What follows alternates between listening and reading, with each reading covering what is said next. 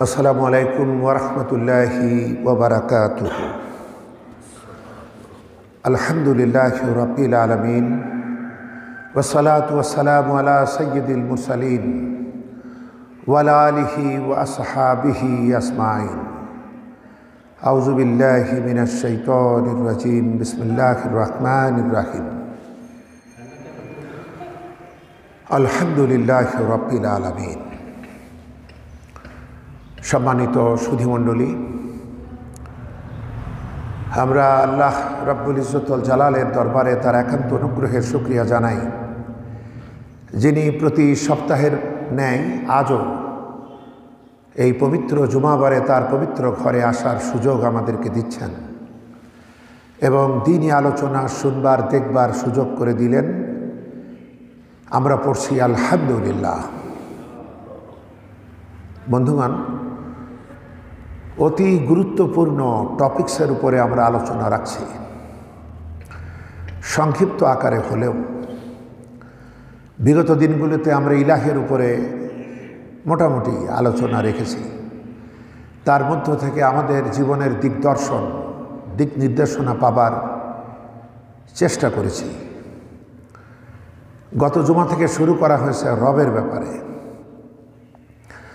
আমি আলোচনার এক পর্যায়ে আপনাদেরকে বলেছিলাম, আমরা শুধু রব বলতে বুঝি যিনি প্রতিপালনকারী, লালন পালনকারী, কিন্তু আসলে 5টি পর্যায়ে 19টি অর্থে রব এই শব্দের পরিচয় দেওয়া হয়েছে। সমগ্র কোরআন জুড়ে আল্লাহ সুবহানাহু ওয়া তাআলা তার রুবুবিয়তের যে কি ব্যাপকতা, কি ক্ষমতা তিনি তুলে ধরেছেন। পাশাপাশি স্রষ্টার এই দিন, বিধিবিধান, ওহির মেসেজ এবং নবীদের সঙ্গে সমকালীন ক্ষমতাসীন রাষ্ট্রশক্তির দ্বন্দ্ব বেঁধেছিল এই ইলাহ এবং রব নিয়েই। সেই সমস্ত ঘটনা রাজি কোরআনে কারিমে এসেছে। এর মধ্যে আমরা জানি যে লালনকারী, পালনকারী, প্রতিপালনকারী, যিনি তারবিয়াত দেন, যিনি প্রশিক্ষণ দেন, যিনি ক্রমবিকাশ সাধন করেন, নেতা, সর্দার, মালিক, মুনিব, কেন্দ্রীয় ব্যক্তিত্ব, যাকে কেন্দ্র করে মানবতা একত্রিত হয়, সরদারি, এভাবে যেটাই আমরা বলি, এক কথায় সর্বোচ্চ, সর্বোত্তম নেতৃত্ব যার বল প্রয়োগ এবং হুকুম দানের অধিকার আছে, তিনি হচ্ছেন রব। এবং আমাদের নিত্য প্রয়োজনীয় সব কিছু যিনি আমাদেরকে চাওয়ার আগেই সময় মতোই যিনি পৌঁছে দিয়েছেন, তিনি হচ্ছেন রব। সুতরাং কৃতজ্ঞতার দাবি হচ্ছে, মনুষ্যত্বের দাবি হচ্ছে একমাত্র সেই রবেরই দাসত্ব করা, তার বন্দিগির শিকল নিজের গলায় নিজের ইচ্ছায় পরিয়ে নেওয়া। আকাশ ও জমিনে যা কিছু দেখি সবই কিন্তু সেই একক রবের আনুগত্য করে, ইচ্ছাই হোক অনিচ্ছাই হোক। আমাদেরকে বলা হয়েছে, তোমাদেরকে ইচ্ছার স্বাধীনতা দেওয়া হয়েছে। এই স্বাধীনতাটাকে যদি স্বেচ্ছাচারিতায় কাজে না লাগিয়ে একমাত্র রব, একমাত্র ইলাহ আল্লাহ সুবহানাহু ওয়া তাআলার আনুগত্যে কাজে লাগাও, তবেই মনুষ্য জীবন সার্থক। সুবহানাল্লাহ। বন্ধুগণ, আমরা বেশ কিছু নবীদের দোয়া আপনাদের সামনে আলোচনা রেখেছি এবং দেখুন, কোরআনে কারিমে যত দোয়া, আল্লাহর কাছে যত চাওয়া শেখানো হয়েছে, প্রত্যেকটি চাওয়ার শুরুতে রব, রব্বানা, রব্বি, এভাবে এই শব্দ দিয়ে বান্দাদেরকে বলা হয়েছে আমার কাছে চাহ। তিনি রব, তিনি মালিক, তিনি মনিব, তিনি শাসনকর্তা, তিনি প্রভু। তিনি আমাদের এইটা হন। যতগুলা অর্থ আমি বলেছি তার সঙ্গে আমাদের সম্পর্কে তিনি আমাদের ওই পর্যায়ে। আর আমাদের পর্যায়টা কি? আমরা দাস, বান্দা, যেটা আরবিতে বলে আব্দ। আমাদের জন্য, মানে মানুষের জন্য, সে মানুষ নবী হোক না কেন, রাসূলই হোক না কেন, এমনকি মানবতার মহানবী মুহাম্মদ সাল্লাল্লাহু আলাইহি ওয়াসাল্লামই হোক না কেন, যারাই মানুষ অথবা মহামানুষ, মহামানব, আল্লাহর সামনে আমাদের সব থেকে বড় টাইটেল, বড় পদবি হচ্ছে আব্দ। এর থেকে আর কোনো বড় পদমর্যাদা আমাদের নাই। সুবহানাল্লাহ। মনে হয় যেন খুবই তুচ্ছ আমরা, না? কোরআনে কারীমের বেশ কিছু জায়গায় আল্লাহ পাক আমাদের মহানবী, তার হাবিবকে তিনি নবী বলে পরিচয় দেন নাই, রাসূল বলে পরিচয় দেন নাই, না বলেন নাই। তিনি বলেছেন আমার আব্দ, আমার বান্দা। সুবহানাল্লাহ। বড় স্নেহের ডাক, বড় মমতার ডাক। কিন্তু বিশ্ববাসী বুঝে ফেলেছে, নাম না নিলেও, রাসূল এবং নবী না বললেও, তার অন্য কোনো গুণাবলী দিয়ে তাকে হাইলাইট না করলেও আমরা বুঝে ফেলেছি যে এই বান্দাটি হচ্ছে মুহাম্মদ সাল্লাল্লাহু আলাইহি ওয়াসাল্লাম।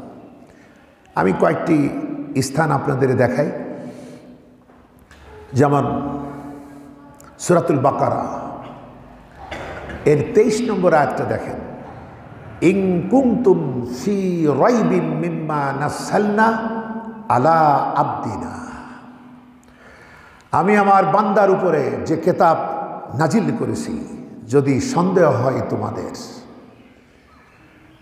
এই আব্দকে মুহাম্মদ সাল্লাল্লাহু আলাইহি ওয়াসাল্লাম। কীরকমভাবে তিনি বলছেন? ইন কুনতুম ফি রাইবিম মিম্মা নাযালনা আলা আবদিনা। আমি আমার বান্দার উপরে যে কিতাব অবতীর্ণ করেছি, যদি সন্দেহ হয় তোমাদের। এই বান্দা হচ্ছে, বিশ্ববাসী বুঝে ফেলেছে এই কোরআন নাজিল হয়েছে যার উপরে, তিনি আমাদের মহানবী, মানবতার নবী, রাহমাতাল লিল আলামিন। তাকে আল্লাহ পাক বড় মমতার মাখা ডাকে ডাকছেন আব্দ। আবার দেখুন সূরা বানী ইসরাঈল, সুবহানাল্লাযী আসরা বিআবদিহি লাইলাম মিনাল মসজিদিল হারামি ইলাল মসজিদিল আকসা। পবিত্র সেই সত্তা যিনি রাতের একটা অংশে তার বান্দাকে ইসরা করিয়েছিলেন মসজিদুল হারাম থেকে মসজিদুল আকসা পর্যন্ত। এই যে সূরা বানী ইসরাঈল বা সূরা ইসরার প্রথম আয়াত, এই বান্দাটাকে মুহাম্মদ সাল্লাল্লাহু আলাইহি ওয়াসাল্লাম। ঠিক এইভাবে সূরা আনফালের 41 নম্বর আয়াত, সূরা ইসরার প্রথম আয়াত, সূরা কাহফের প্রথম আয়াত, সূরা ফুরকানের প্রথম আয়াত, সূরা আন-নাজমের 10 নম্বর আয়াত, সূরা হাদীদের 9 নম্বর আয়াত, এরপরে সূরা জিন এর 19 নম্বর আয়াত, এরপরে সূরাতুল আলাক এর 10 নম্বর আয়াত। এই সর্বত্র আল্লাহ পাক নিজের হাবিবের পরিচয় দিতে গিয়ে রাসূল বলেন নাই, নবী বলেন নাই, বলেছেন আমার আব্দ। আল্লাহ পাক বুঝাতে চান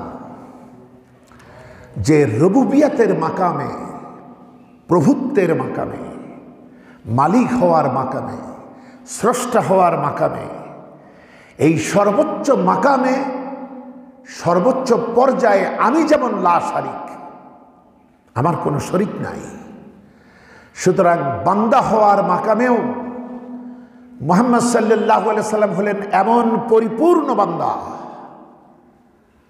যে আবদিয়াতের মাকামে তার মতো বান্দা আর হতে পারে না। সুবহানাল্লাহ। সুতরাং তিনি পরিপূর্ণ, অর্থাৎ আল্লাহর দাসত্ব, আল্লাহর দিক নির্দেশনা, তার হুকুম আহকাম তিনি জীবনের সব ক্ষেত্রে পরিপূর্ণভাবে মেনে দেখিয়ে দিয়েছেন।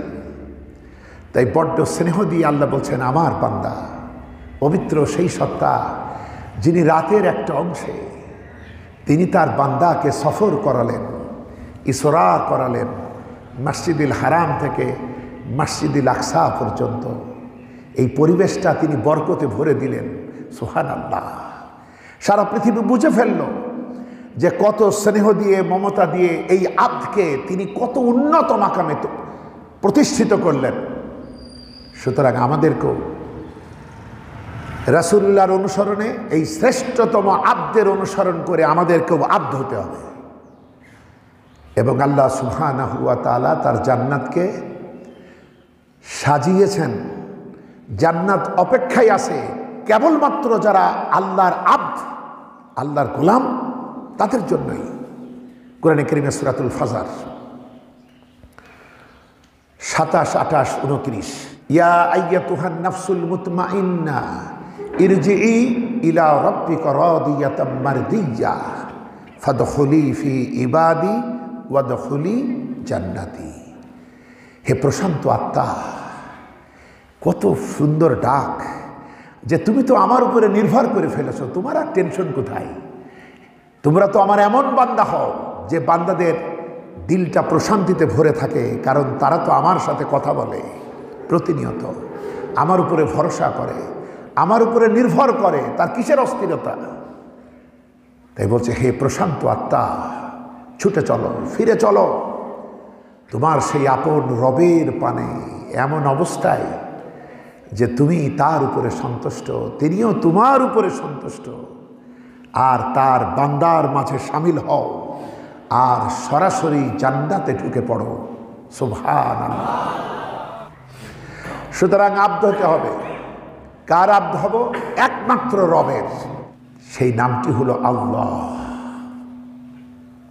আচ্ছা, এখন আমরা তো রাত দিন সেদিন যা বলেছিলাম একটু চিন্তা করলে মনে পড়বে, অথবা ইউটিউব দেখে নিলে মনে পড়বে যে আমাদের সৃষ্টির শুরু থেকেই তার সঙ্গে আমাদের পরিচয় করিয়ে দেওয়া হয়েছে। তার বড়ত্ব, তার শ্রেষ্ঠত্ব আমাদের জন্মের সময় আজান থেকেই। এরপরে নামাজ পড়তে গিয়ে আমরা দাঁড়িয়ে, রুকুতে, সিজদায়, সর্বাবস্থায় রবের শ্রেষ্ঠত্ব, বড়ত্বই ঘোষণা করি এবং নিজেদের আবদিয়াত, আমরা যে তার দাস, এটা আমাদের শ্রেষ্ঠ স্থান। কপালটা মাটিতে ঘষে তার পবিত্রতা, তার শ্রেষ্ঠত্ব বর্ণনা করে বারবার এটাই তার কাছে মিনতি করি। এরপরে যতভাবে তাকে ডাকি, যত কিছু চাই, সবে এই নামেই ডাকি, রব্বানা। বন্ধুগণ, দেখুন, সেদিন আমাদের পিতা আদম আলাইহিস সালামের দোয়ার কথা বলছিলাম, আর 3 জন নবীর দোয়ার কথা বলছিলাম। আমাদের নবীও একটা দোয়া করেছেন। তিনি তো বিশ্ব মানবতার মহানবী, তার দোয়াটার মধ্যে সব চলে এসছে। সুবহানাল্লাহ। আমাদের বাপ দোয়া করেছেন, আল্লাহর কাছে ক্ষমা চেয়েছেন, দয়া চেয়েছেন, জাহান্নামের আগুন থেকে বাঁচতে চেয়েছেন আমাদের বাপ মা। অর্থাৎ নেগেটিভ দিকটা থেকে তিনি বেঁচে থাকতে চেয়েছেন, পাশাপাশি পজিটিভ থেকে তিনি আল্লাহর রাহমা চেয়েছেন, দয়া, ভালোবাসা চেয়েছেন। মুহাম্মদ সাল্লাল্লাহু আলাইহি ওয়াসাল্লাম তিনি আল্লাহর কাছে কি চাইলেন? এমন একটি দোয়া করলেন যার ভিতরে সমগ্র জীবন, এই পৃথিবীতে যতদিন বাঁচবো এটা না, আমাদের তো আসলে লাইফের শেষ নেই। মৃত্যু তো আমাদের নফসের মৃত্যু, কুল্লু নাফসিন। আমার মৃত্যু নেই, আমার নেই মানে আমার রুহের মৃত্যু নেই। মৃত্যু হলো আমার নাফস, এই দেহটাই হলো নাফস। যত আবেগ, যত সীমালঙ্ঘন, এইসব কাজগুলো আমাদের বহনকারী এই দেহরূপ গাড়ি, এই নাফস। এজন্য কোরআনের পরিভাষায় দেহ এবং দেহের দাবিকে নফস বলা হয়েছে। মরে আসলে এইটা। এখন এই দুনিয়াটা থাকবে, আর পরে আমরা ওই জগৎ, অনন্তকালের জগৎ। রাসূলুল্লাহ কি দোয়া করছেন? সূরাতুল বাকারার 201 নম্বর আয়াত, রব্বানা আতিনা ফিদ দুনিয়া হাসানা ওয়া ফিল আখিরাতি হাসানা ওয়া কিনা আযাবান নার। হে আমাদের রব, তুমি আমাদের দুনিয়ায় কল্যাণ দাও, আখিরাতে কল্যাণ দাও। দুনিয়ায় শান্তি, স্বস্তি, নিরাপত্তা দাও, আখেরাতেও এরকমই দাও। আর জাহান্নামের কঠিন পীড়াদায়ক আযাব থেকে আমাদের বাঁচাও। ওয়াকিনা আযাবান নার, আমাদের এই আগুনের ভয়াবহ আযাব থেকে আমাদের বাঁচাও। দেখুন, তাহলে দুনিয়াও চলে আসলো তার এই কথার ভিতরে। এমনকি হজে বেশ কিছু দোয়া আছে, তে মুআল্লিমরা বলে দেয় যে এইসব দোয়াগুলো মুখস্থ না থাকলে অন্তত এই দোয়াটা করেন। সব জায়গায় এই দোয়াটা করা যায়, কারণ এইটা টোটাল বিষয়কে ঘিরে ফেলে, দুনিয়াও আখিরাতেও। আবার জাহান্নাম থেকে বাঁচা। আর পৃথিবীতে জালিমেরা সবচেয়ে বিপদে পড়বে আখিরাতে, এবং তাদের কোনো কর্মলিপি কোনো কিছুই কবুল হবে না আল্লাহর কাছে, আখিরাতেও না, দুনিয়াতেও না।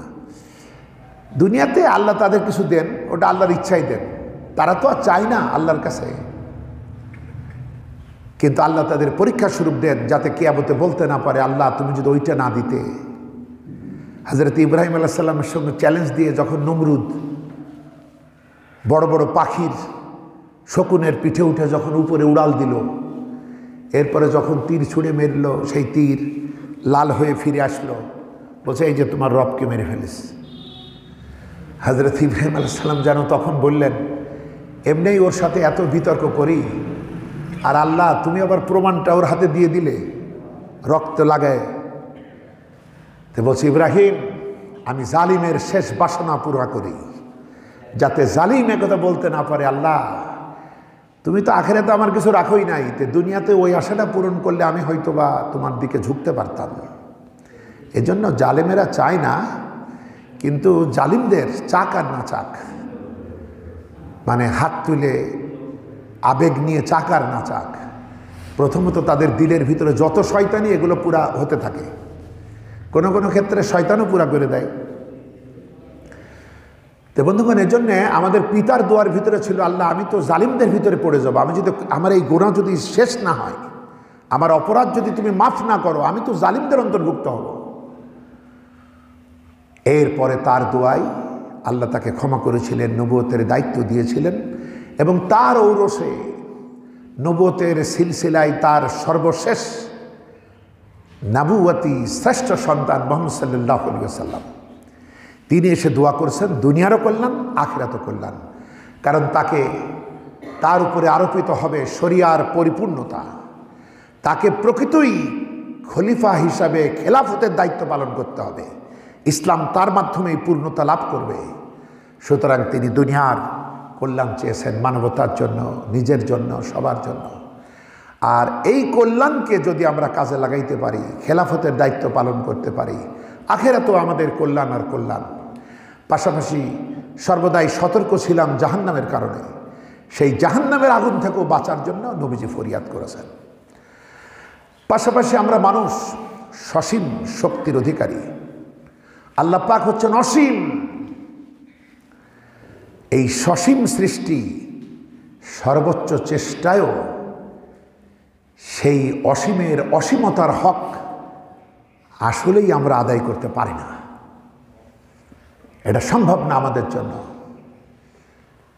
এজন্য আমাদের আমলটা আসলে আন্তরিক চেষ্টার উপরে নির্ভর করে।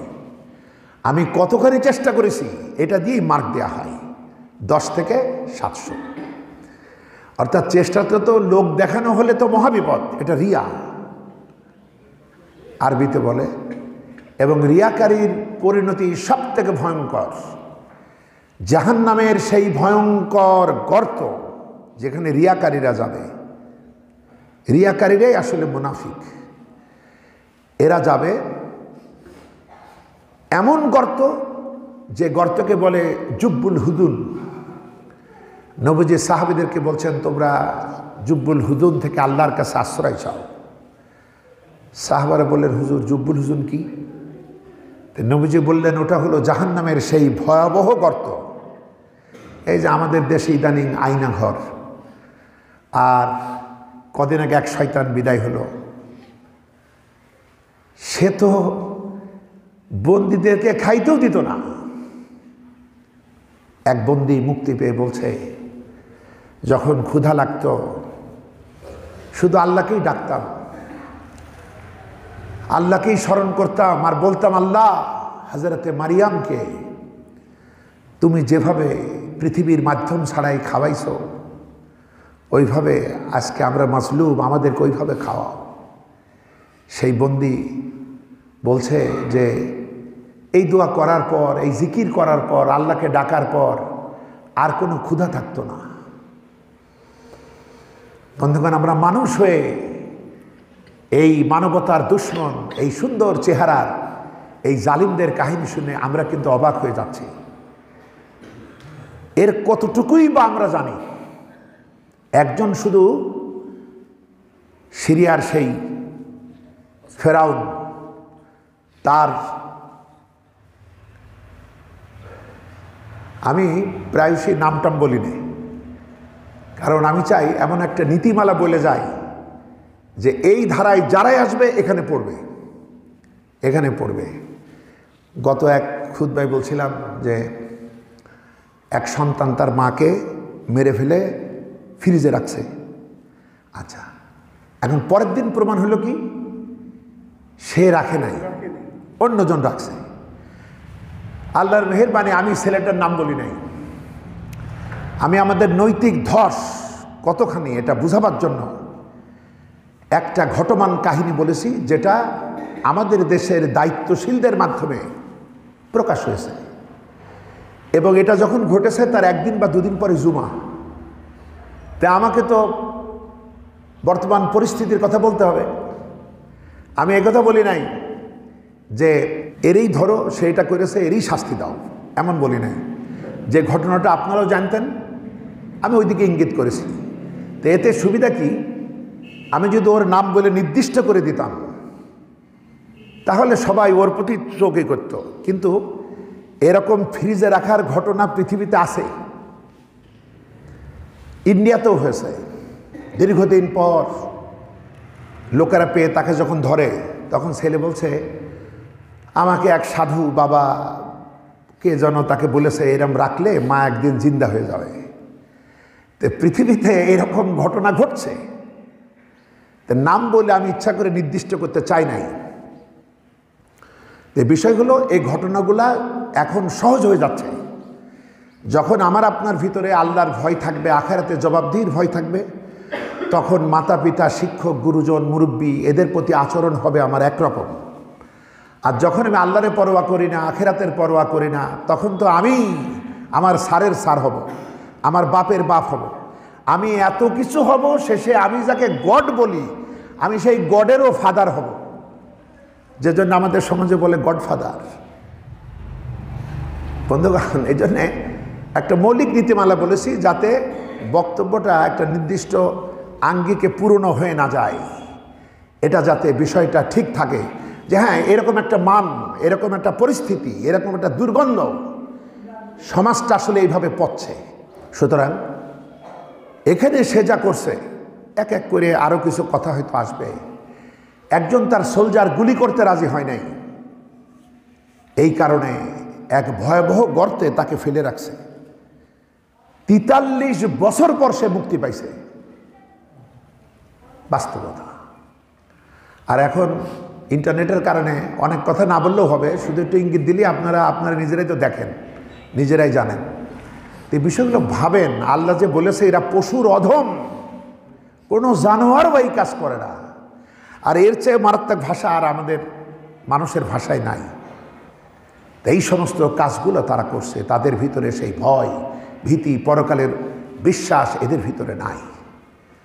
তো বন্ধুগণ, সুতরাং আল্লাহ পাক আমাদেরকে তার রবের সাথে, আমরা যাতে বান্দা আর রব, মাঝখানে কেউ নাই, তিনি এটাই চেয়েছেন যে কোনো ডাইরেক্ট তোমরা আমার সাথে অ্যাটাচ থাকো, সংযুক্ত থাকো এবং আমার বন্দেগী করো, আমার ইবাদত করো, আমার দাসত্ব করো।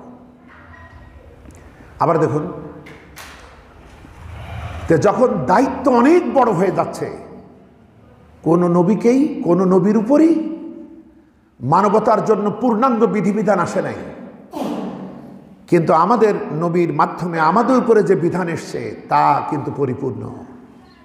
যে জন্য সর্বদাই প্রভুর থেকে সাহায্য না পেলে আমরা পারব না। তাই বলছিলাম যে আমরা কোনো মতেই অসীমের হক এই সসীম সৃষ্টি আদায় করতে পারে না। এই গ্যাপটা পূরণ করার জন্যই তওবা করতে হয়। এই গ্যাপটা পূরণ করার জন্যই তার কাছে সাহায্য চাইতে হয়। আপনারা জানেন যে মহানবীকে বলা হচ্ছে আপনি নিষ্পাপ, আপনার আগের গুনাহ মাফ, পরের গুনাহ মাফ, সকল ভুল ত্রুটি মাফ। সেই মহানবী বলছেন আমি প্রতিদিন 70 বারেরও বেশি আল্লাহর কাছে তওবা করি। সুবহানাল্লাহ। আরেকটি হাদিস এসছে আমি 100 বার আল্লাহর কাছে তওবা করি। আমরা কবার করি? আহারে, যে মানুষটা আল্লাহর বাছাইকৃত, আল্লাহ তাকে এত বড় সার্টিফিকেট দিলেন যে আমার বান্দা, এটাই ছিল তার বৈশিষ্ট্য, শুধু নামে বান্দা না, কামে বান্দা। সেই মানুষটা প্রতিদিন 100 বার তওবা করেন। আরেকটি হাদিস বলছে 70 বারেরও বেশি আমি তওবা করি। তার মানে কি? সেই অসীমের হক আসলেই আমরা আদায় করতে পারি না। এজন্য বিনয়, বিনম্রতা, আন্তরিক আবেগ, প্রেম, ভালোবাসা নিয়ে আমরা তার কাছে বারে বারে ক্ষমা চাব আর তার সাহায্য চাব। সেটাও সূরা বাকারার শেষ আয়াতটিতে শেখানো হয়েছে, রব্বানা লা তুআখিজনা। রব্বানা, দেখেন সব ক্ষেত্রেই আমরা তার কাছেই চাচ্ছি, রব্বানা লা তুআখিজনা ইন নাসিনা আও আখতানা। হে আমাদের রব, আমরা যদি ভুল করি, যে কাজ করে তারই তো ভুল হয়, আমাদের কাজই তো করতে হবে। কি বাঁচানো আমাদের তিনি বাঁচিয়ে দিয়েছেন, তার মতো দয়ালু কে হবে? বলছে তোমরা বলো, হে আমাদের রব, যদি আমরা ভুল করি কিংবা ভুলে যাই, তবে সেই ব্যাপারে আমাদের পাকড়াও করো না। রব্বানা লা তুআখিজনা ইন নাসিনা আও আখতানা রব্বানা ওয়ালা তাহমিল আলাইনা ইসরান কামা হামালতাহু আলাল্লাযীনা মিন ক্বাবলিনা। আমাদের আগের লোকদের উপরে তুমি যে গুরুভার চাপাইছিলে, আগের যত উম্মত এসছে তাদের উপরে যত ভার, যত দায় দায়িত্ব তুমি চাপাইছিলে, ওই রকম গুরুভার আমাদের উপরে চাপায়ও না। আমরা বলি আমিন। রব্বানা ওয়ালা তুহাম্মিলনা মা লা তাকাতা লানা বিহ। তুমি যে কাজ করার ক্ষমতা আমাদের নাই, সাধ্য নাই, সেইটা আমাদের দিও না। আমাদের সাধ্যের মাঝে যেন আমরা পারি, আমরা আমাদের কাজগুলা করতে পারি। এরপরে ওয়াফু আন্না ওয়াগফির লানা, আমাদের থেকে আমাদের ভুলগুলি খসায়ে দাও, আমাদের অপরাধগুলি ঝরিয়ে দাও। ওয়াগফির লানা, আমাদের ক্ষমা করো। ওয়ারহামনা, আমাদের প্রতি রহম করো। আনতা মাওলানা, তুমিই তো আমাদের একমাত্র রব, একমাত্র প্রভু, একমাত্র মনিব, একমাত্র বন্ধু, মাওলা। ফানসুরনা আলাল কওমিল কাফিরিন, এবং এই কাফের সম্প্রদায়ের মোকাবেলায় আমাদেরকে তুমি বিজয় দান করো। আমরা বলি আমিন। তার মানে মোকাবেলা চলছে, বাতিলের সঙ্গে আমাদের মোকাবেলা চলছে, এখানেও তুমি আমাদের বিজয় দান করো। কি মহান আমার রব, যিনি আমাকে এতভাবে সহযোগিতা করবেন বলেই এ দোয়াটা তিনি আমাদেরকে দিয়েছেন। এটাই আমাদের হাতিয়ার, এ দিয়ে আমরা তার কাছে চাব। বন্ধুগণ, সুতরাং কোরআনিক দোয়াগুলো আমরা যত পারি বেশি বেশি করে মুখস্থ করে নেব, অর্থসহ, এবং এগুলা বুঝবার চেষ্টা করব। আল্লাহ আমাদেরকে কবুল করুন, আমরা বলি আমিন। আবার দেখুন, হেদায়েত, হেদায়েতের মালিক হচ্ছেন আল্লাহ। হেদায়েত কেউ দিতে পারে না। হেদায়েত দানের ক্ষমতা যদি রাসূলুল্লাহর থাকতো, তাহলে আর যাই হোক রাসূলুল্লাহ তার চাচা আবু তালিবকে হেদায়েত দিতেন। আবু তালিবের মৃত্যুর পর রাসূলুল্লাহর খুব মন খারাপ, কারণ আবু তালিবও রাসূলুল্লাহকে ভালোবাসে, রাসূলুল্লাহও তাকে ভালোবাসে। তখন এই মন খারাপই দূর করার জন্য আল্লাহ পাক কোরআনে কারীমে সূরা কাসাস এর 56 নম্বর আয়াতে নবীকে বলছেন, ইন্নাকা লা তাহদি মান আহবাবতা, আপনি যাকেই ভালোবাসেন না কেন তাকে আপনি হেদায়েত দিতে পারেন না। হেদায়েতের চাবিটা আমার কাছে, আপনি শুধু পথ দেখাবেন। এই আয়াত দ্বারা বোঝা যায় রাসূলুল্লাহ আবু তালিবকে ভালোবাসতেন। তাই বলছে আপনি যাকেই পছন্দ করেন না কেন, আপনি যাকেই ভালোবাসেন না কেন, ইচ্ছা করে হেদায়েত দিতে পারেন না। এজন্য হেদায়েতের ব্যাপারে আমরা তার মুখাপেক্ষী। আবার এই যে আমরা বলি না স্বাধীনতা অর্জন করা সহজ, আসলে সহজ না, কিন্তু তুলনামূলক সহজ। রক্ষা করার চাইতে। তাই বলে স্বাধীনতা ছিনিয়ে আনা সহজ, কিন্তু রক্ষা করা কঠিন। তো হেদায়েত আপনি একদিন বুঝলেন, কালেমা গ্রহণ করলেন, হেদায়েতের সন্ধান পেলেন, কিন্তু এর থেকে কঠিন হেদায়েতের পথে চলা। যে জন্য হেদায়েতের পথে চলবার জন্য কার সাহায্য লাগবে? আল্লাহর। সূরা আলে ইমরান এর 8 নম্বর আয়াত, রব্বানা লা তুজিগ কুলুবানা বা'দা ইয হাদাইতানা ওয়া হাব লানা মিন লাদুনকা রাহমাতান ইন্নাকা আনতাল ওয়াহাব। এই যে হেদায়েতের উপরে টিকে থাকবেন, এজন্য সেই রবের সাহায্য নেওয়া লাগবে। তা আমরা কি বলছি? হে আমাদের রব, তুমি যখন আমাদের দিলটাকে সোজা করে দিলে, মানে আমরা আমাদের হেদায়েতে নিয়ে আসলে, তখন এই দিলটাকে আর বাঁকা করে দিও না। আমরা বলি আমিন। মানে হেদায়েতের পথ থেকে আমাদের বিচ্যুত করো না। সুতরাং এজন্য আমাদেরকে তার কাছে চাইতে হবে। দেখুন, যারা গবেষণা করেন, আমরা একটু লেখাপড়া করলেই আমরা আমাদের সমাজে শিক্ষা ব্যবস্থার ত্রুটির কারণে বেশিরভাগ সময় আমরা দেখেছি শিক্ষিত লোকেরা খুব একটা আল্লাহরে ধারে না, এবং এদের বক্তব্য বিবৃতিতে বেশিরভাগই নাস্তিক বুদ্ধিজীবীদের কোটেশন বলে। আমাদের সংসদীয় ভাষণগুলো দেখেন, মাত্র কয়েকজন এমপি ছাড়া বাকি সবাই তাদের যত গুণগান, যত বন্দনা, যত মূল্যবান কথার কোটেশন, সব মানুষের নাম ধরে তারা বলতো, অথবা বিদেশি বুদ্ধিজীবীদের নাম বলতো। আল্লাহর ধারে কাছেও যাবে না। আল্লাহর ধারে কাছে যাই কেউ মল্লি, তখন বলে একটু মুনাজাত করে দেন। এছাড়া আর কোনো মতে আল্লাহ রসুলের যে কোনো জ্ঞান বুদ্ধি আছে কিনা তাদের একটা কোটেশন অর্থনীতিতে আনতো না, বাজেট বক্তৃতায়। দুর্নীতিমুক্ত সমাজ বিনির্মাণ ইসলামের শিক্ষা কি এটা বলতো না। জুলুম নির্যাতনের বিরুদ্ধে ইসলামের কর্মসূচি কি এগুলো তারা বলতো না। তাদের শিক্ষাই এমন। আবার অনেকে গর্ব করত, অমুক বিজ্ঞানী আল্লাহরে মানে না, অমুক এই মানে না, সেই মানে না। বন্ধুগণ, না মানার বহু কারণ আছে। আপনি যদি ইন্টারনেটে খোঁজ নেন, 2 রকম খবর পাবেন। একটা হলো নীল আর্মস্ট্রং চাঁদে গিয়ে আজানের শব্দের মতো শব্দ শুনেছেন, এবং তিনি পরে বুঝতে পেরেছেন এই নাম কোত্থেকে আসছে। পরে যখন মুসলিম দেশে তিনি আজানের ধ্বনি শুনেছেন, তখন তিনি বলেছেন, এটা তো আমি চাঁদের দেশে শুনেছি, আল্লাহু আকবার, এইরকম সুর। এইটাকে আবার মুছে দেয়া হলো, কারণ নীল আর্মস্ট্রংয়ের মতো লোক যদি এত বড় সাক্ষ্য দেয়, তাহলে কত মানুষ মুসলিম হবে, কি অবস্থা হবে, কি উত্তাল ঢেউ উঠবে, কি জাগরণ তৈরি হবে মানবতার মাঝে।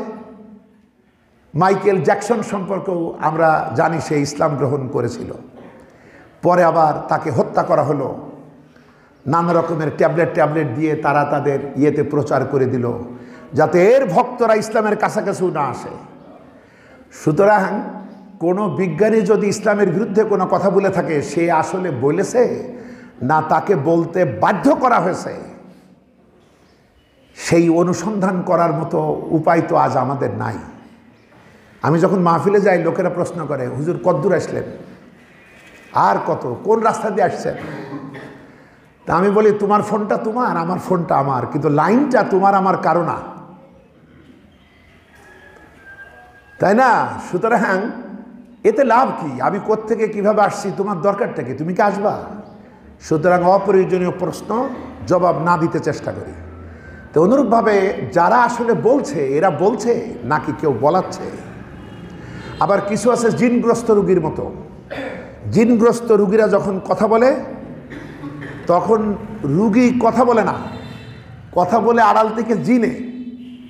বন্ধুগণ, কোনো প্রকৃত বিজ্ঞানী আসলে নাস্তিক হয় না, কারণ সে সৃষ্টির অপার বিস্ময়কর সৌন্দর্যের মুখোমুখি হয়। সে তখন বুঝতে পারে, আমি তো এর কোনোটাই বানাইনি, আমি জগৎ বিখ্যাত বিজ্ঞানী হলে কে হবে, এর কোনোটাই তো আমি বানাইনি, সব এখানে ছিল, আমি শুধু যোগ করেছি, বিয়োগ করেছি মাত্র। সুতরাং সে বুঝতে পারে এগুলো আগে থেকেই তৈরি, এবং প্রত্যেকটারই একটা নতুনত্ব আছে, অর্থাৎ তাওহীদ। তাওহীদ যেমন এক, তার কোনো জোড়া নাই। ঠিক অনুরূপভাবে এই যে এতগুলো লোক বসে, আমরা কি কেউ কারো মতো? আমাদের এই হাতের এই ছাপ কি কারো মতো? আমাদের এই যে চোখের কর্নিয়া, এর ভিতরে যে ডিজাইন, এটা কি কারোর সাথে মিল আছে? আপনারা তো এখন এগুলো বোঝেন, মোবাইল লক থাকলে হাত দিয়ে খোলা যায়, আবার চোখ দিয়ে তাকিয়ে খোলা যায়। তো এইরকম মিলিয়ন বিলিয়ন যুগ যুগ ধরে মানুষ আসছে, সব কিছুতে তাওহীদ। তাই কোরআনে কারীমে সূরা আলে ইমরানে বলছে, ইন্না ফি খালকিস সামাওয়াতি ওয়াল আরদ ওয়া ইখতিলাফিল লাইলি ওয়ান নাহার লা আয়াতিল লিউলিল আলবাব। যারা নভমণ্ডল ও ভূমণ্ডল এর কুদরত, এর সৃষ্টিতে এবং রাত এবং দিনের পরিবর্তন আবর্তনে নিয়ে গবেষণা করে, এদিকে যারা খেয়াল করে, তাদের পরিস্থিতি কি হয়? যারা এরকম গবেষণা করে, বন্ধুগণ, গবেষণা বিশাল সওয়াবের ব্যাপার। হাদিসে এসেছে 1 ঘন্টা কেউ যদি গবেষণা করে, 1 ঘন্টা মানে কত মিনিট? 60 মিনিট যদি কেউ সৃষ্টি রহস্য নিয়ে গবেষণা করে, তবে 60 বছরের ইবাদত তার আমলে লেখা হয়। সুবহানাল্লাহ। 60 বছরে মসজিদে দাঁড়িয়ে ইবাদত করা সম্ভব না। আর ইবাদত করলে আমাদের মনোযোগও ধরে রাখতে পারবো না, পারবই না, এবং সে কবুল হবে কিনা আল্লাহ ভালো জানে।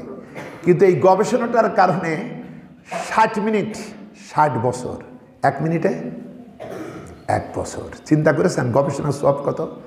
আল্লাযীনা ইয়াযকুরুনাল্লাহা কিয়ামান ওয়া কুউদান ওয়া আলা জুনুবিহিম ওয়া ইয়াতাফাক্কারুনা ফি খালকিস সামাওয়াতি ওয়াল আরদ। বলছে এই যে যখন গবেষণারা করে, এক পর্যায়ে পরিস্থিতি কি হয়? তাদের রক্ত মাংস মজ্জার ভিতরে তাওহীদ ঢুকে পড়ে। তখন এরা দাঁড়িয়েই থাকুক, এরা বসেই থাকুক, আর শুয়েই থাকুক, সর্বাবস্থায় তারা মহান রবেকে স্মরণ করে। আর অটো স্বতঃস্ফূর্তভাবে তাদের জবান থেকে বের হয়, রব্বানা মা খালাকতা হাযা বাতিলা সুবহানাকা ফাকিনা আযাবান নার। হে আমাদের রব, তুমি এর কোনোটাই তো খামোখা বানাও নাই। সুবহানাল্লাহ। তুমি পবিত্র, সকল দুর্বলতা থেকে, অক্ষমতা থেকে, অসম্পূর্ণতা থেকে তুমি মুক্ত, তুমিই তো পারো এগুলা। সে তখন তার রবের তাওহীদের দেখা পায়, তার একক শ্রেষ্ঠত্বের দেখা পায়, এবং তার জবান থেকে এইটি বের হয়। এবং এরা বলে, আমাদেরকে জাহান্নামের আগুন থেকে বাঁচাও। আপনি পড়ুন সূরা আলে ইমরানের 190, 191, 192, 193, 194 পর্যন্ত শুধু দোয়া আর দোয়া, বান্দার প্রচণ্ড বিস্ময়কর পরিস্থিতির দোয়া। এরপরে বান্দা বলে, ওই গবেষক বিজ্ঞানীরা বলে, কি বলে, তুমি যাকে জাহান্নামে ফেললে তাকে তো লাঞ্ছিতই করলে। এরপরে বলে, রব্বানা ইন্নানা সামি'না মুনাদিয়ান ইউনাদি লিল ঈমান আন আমিনু বিরাব্বিকুম ফাআমান্না। এবং তারা এবার কি বলে? তারা বলে, নিশ্চয়ই আমরা এমন এক আহ্বায়কের আহ্বান শুনেছি, যিনি আমাদেরকে আল্লাহর প্রতি ঈমান আনার আহ্বান করেছেন, এবং আমরা সেইটাকে সাড়া দিয়ে আমরা ঈমান এনেছি। বলেন আলহামদুলিল্লাহ। এরপরে আবার কি দোয়া করে? রব্বানা ফাগফির লানা যুনুবানা ওয়া কাফির আন্না সাইয়্যাতিনা ওয়া তাওয়াফানা মাআল আবরার। হে আমাদের রব, আমাদের ভুল ত্রুটিগুলো শেষ করে দাও, আমাদের গুনাহগুলি ক্ষমা করো।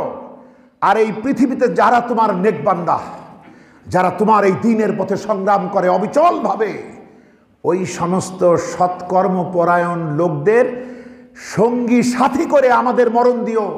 আমরা বলি আমিন। দেখেন, চিন্তা করেন কাদের সাথী হইতে চাই? যারা অটল অবিচলভাবে আল্লাহর দ্বীনের পতাকাবাহী, এরা দোয়া করে, হে আমাদের রব, অতীতে যে আমি যোগ দিতে পারি নাই, অতীতে ইসলাম আন্দোলনের অন্তর্ভুক্ত হতে পারি নাই, সুতরাং আমাদের যে ভুলগুলা হয়ে গেছে এগুলো মাফ করে দাও। এবং ওই সমস্ত মানুষ যারা তোমার দ্বীনের পথে বেপরোয়া হয়ে চলে, মাল দিয়ে, জান দিয়ে, ওই সব নেক বান্দাদের সাথী বানিয়ে আমাদের মরণ দাও। আমরা বলি আমিন। তো বন্ধুগণ, বিষয় হলো এই যে রব, এজন্য খুব বোঝার ব্যাপার আছে। এই সম্পর্ক থাকতে হবে আল্লাহর সাথে। ইব্রাহিম আলাইহিস সালামের সন্তান হয় না? সূরা সাফফাত 100 নম্বর আয়াত, রব্বি হাবলি মিনাস সালিহিন, আমার একটা নেক সন্তান দাও। আল্লাহ দিয়েছিলেন হজরত ইসমাইল আলাইহিস সালামকে, পরবর্তীতে আবার হজরত ইসহাক আলাইহিস সালামকে দিয়েছিলেন। আচ্ছা, এখন এইভাবে আপনি যে দোয়াই পড়বেন দেখবেন আল্লাহ পাক নিজেকে রবের পরিচয় বান্দার সামনে তুলে ধরেছে, বান্দা যাতে এই রুবুবিয়াতের আনুগত্য থেকে, একক আল্লাহর রুবুবিয়াত থেকে যেন বিচ্যুত না হয়, সর্বদাই যেন মনে থাকে। এটা নিয়ে এত ঝামেলা কেন? ঝামেলা হলো পৃথিবীতে যখন তগুত, বেঈমানেরা, বেয়াদপেরা, উদ্ধত অহংকারীরা পৃথিবীতে আসলো, কোরআনে কারীম তাদের অল্প কয়েকজনের নাম নিয়েছে। একজন নমরুদ, একজন ফেরাউন, এরকম কিছু নাম, এবং তাদের সহযোগী মন্ত্রী সভা হামান, ওই রকম এক ধনাঢ্য পাপী কারুন, এরকম কিছু নাম নিয়ে আমাদের তাদের লক্ষণ দিয়ে বুঝাই দিয়েছে, এরপর তোমরা মিলাবা ইতিহাসের পাতায়। আচ্ছা, এখন দেখেন কারণ কি? কারণ আপনি আমি মিসগাইড হব যদি ওদেরকে রব বানি, আর ওদের ডাকও আমরা রব। আপনি পড়ুন কুরআনে কারীমের ৭৯ নম্বর সূরা, সূরা নাজিয়াত, এর ২৪ নম্বর আয়াত। ফেরাউন কি বলছে? আনা রব্বুকুমুল আলা, আমি তোমাদের সব থেকে বড় রব। বলেন নাউযুবিল্লাহ। দেখেন আল্লাহ যুগে যুগে সবাইকে বলছে আমি কিন্তু রব। এমনকি কোরআনের প্রথম আয়াত ইকরা বিস্মি রব্বিকাল্লাযী খলাক, কোরআন শুরুই হলো রব দিয়ে, কিন্তু রবে রবে দ্বন্দ্ব। হযরত ইব্রাহিম আলাইহিস সালাম রবের সন্ধান করেছিলেন তরুণকালে গবেষণা করে। সূরা আনামের মধ্যে যদি আপনারা পড়েন তাহলে সেখানে আপনারা পেয়ে যাবেন আল্লাহ পাক বলছেন যে আমি আসমান ও জমিনের সাম্রাজ্য ব্যবস্থার রহস্য তার সামনে খুলে ধরেছিলাম, এবং সে যখন তারা দেখলো বলল হাজা রাব্বি, কারণ ওই এলাকার লোকেরা তারার ইবাদত করত, তারাকে রব মানত। তাই তিনি মনে করছেন আমার বাপদাদা সবাই করে, একে আসলে রব। হঠাৎ দেখলো চাঁদ উঠলো, তারা নিষ্প্রভ হলো, তখন বলছে যে জিনিস ম্লান হয়, ডুবে যায়, তাকে আমি রব মানতে পারি না। পূর্ণিমার চাঁদের সৌন্দর্যে মুগ্ধ হয়ে বলছে হাজা রাব্বি, এ আমার রব। তারপরে বলছেন না, এই সব জিনিসের প্রতি তো আমি করতে পারি না, এ তো নিজেই টিকতে পারে না সূর্যের আলোর সামনে। তখন তিনি বলছেন হে আমার রব, তুমি যদি আমার পথ না দেখাও তাহলে তো আমি বিভ্রান্ত হব। এরপরে প্রচণ্ড দীপ্তিমানভাবে সূর্য উঠল। তখন তিনি কি বলছেন? হাজা রাব্বি হাজা আকবার, এই আমার রব, মানে সূর্য, এবং এই আমার বড় রব। ফেরাউন কি বলছে? ফেরাউন সূরা নাজিয়াতের ২৪ নম্বর আয়াতে বলছে আমি তোমাদের বড় রব। তাহলে এই যে দ্বন্দ্বটা তো রুবুবিয়াত নিয়ে, বান্দা কাকে রব মনে করবে? এই সমস্ত স্বৈরাচার, ডিক্টেটর, একনায়কতন্ত্র, ফ্যাসিস্ট সরকারদের রব মনে করবে, না তাকে মনে করবে? এই রবে রবে পরীক্ষা। এই জন্য আল্লাহ চান বান্দা তুই চাইস আমার কাছে, তোরে লালন পালন ক্রমবিকাশ সব আমি করি, তোকে টিকায় রাখি, তোর প্রার্থনা শুনি, সব, তুই কেন মিসগাইড হবি? আচ্ছা, তো যাই হোক, সেসব কাহিনী আসবে। এরপরে নমরুদের সাথে ইব্রাহিমের বিতর্ক, কোরআনে কারীমে ২৫৮ নম্বর আয়াত সূরা বাকারা। এখানে আল্লাহ পাক বলছে আলম তারা ইলাল্লাযী হাজ্জা ইব্রাহিমা ফি রাব্বিহি আন আতাহুল্লাহুল মুলক, তুমি কি দেখছো সেই ব্যক্তিকে যে ইব্রাহিমের সঙ্গে তার রবের ব্যাপারে ঝগড়া করেছে? কেন করেছে? কারণ আমি তাকে রাষ্ট্রীয় পাওয়ার দিয়েছি। এটা হলো নমরুদের ব্যাপার, রব নিয়ে ঝগড়া। হযরত ইব্রাহিম আলাইহিস সালামকে প্রশ্ন করছে নমরুদ, কে তোমার রব? তিনি বলছেন আমার রব যিনি জীবিতকে মৃত করেন, আবার মৃতকে জীবিত করেন। নমরুদ বলছে এটা তো আমিও করি। দুইটা লোক নিয়ে আসলো, একটাকে ছেড়ে দিল আর একটাকে মেরে ফেললো, বলে এই যে একটাকে জীবিত করে রাখলাম আর একটাকে মেরে ফেললাম। তখন ইব্রাহিম আলাইহিস সালাম বললেন, খুব বড় আয়াত, তখন ইব্রাহিম আলাইহিস সালাম বলছে শোনো, আমার রব হলো পূর্ব দিগন্ত থেকে সূর্যকে উদিত করেন। তুমি যদি রব হও তাহলে পশ্চিম দিক থেকে সূর্য উঠাও তো। ফা বুহিতাল্লাযী কাফার, এই যুক্তির জবাবে কাফের হতভম্ব হয়ে গেল, সে আর কোনো কথা বলতে পারল না। তো বিষয় হলো ঝগড়াটা রবে রবে হয়েছে।